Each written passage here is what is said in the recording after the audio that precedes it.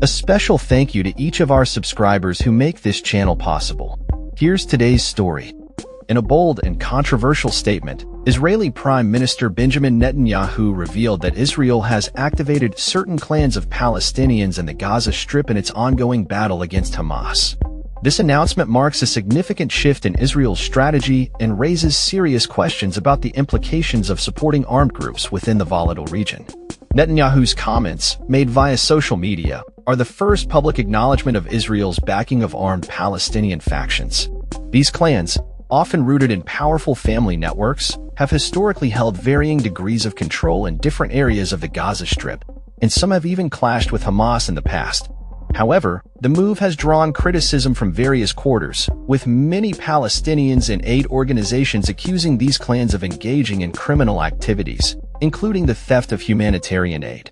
In a recent video posted on X, formerly known as Twitter, Netanyahu clarified that the decision to arm these groups was made on the advice of security officials, aiming to protect the lives of Israeli soldiers amidst the ongoing conflict.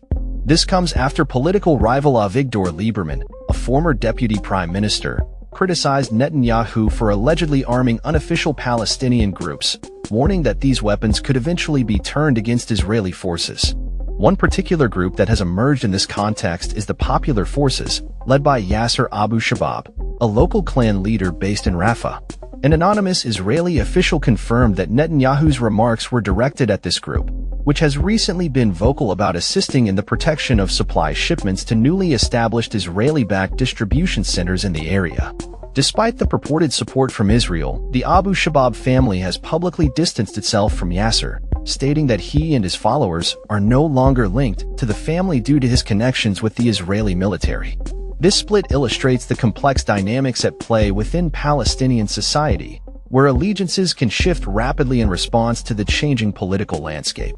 The backdrop to this situation is the ongoing war between Israel and Hamas, which erupted on October 7, 2023.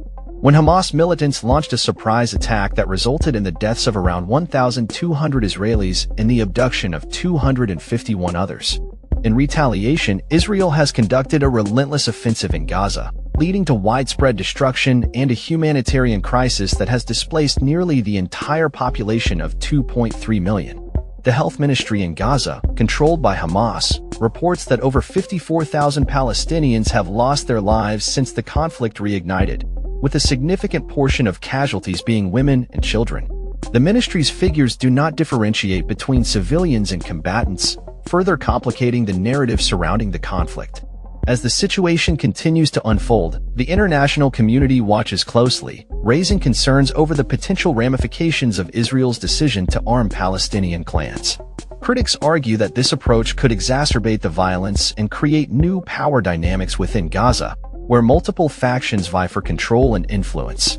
Moreover, the ongoing humanitarian crisis in Gaza, exacerbated by Israeli restrictions on aid, has led to widespread hunger and suffering among the civilian population. Many Palestinians are caught in the crossfire, facing dire conditions as the conflict drags on. As of now, Hamas still holds 56 hostages, with fears growing for their safety as the war continues. Reports suggest that about a third of these hostages may still be alive, but the longer the conflict persists, the more precarious their situation becomes. In conclusion, Netanyahu's acknowledgement of arming Palestinian clans marks a controversial and unprecedented development in the Israeli-Palestinian conflict. As tensions escalate and the humanitarian situation deteriorates, the implications of this strategy remain to be seen. With historical grievances running deep and the conflict showing no signs of abating, the path forward for both Israelis and Palestinians remains fraught with challenges and uncertainty. That's all for this story.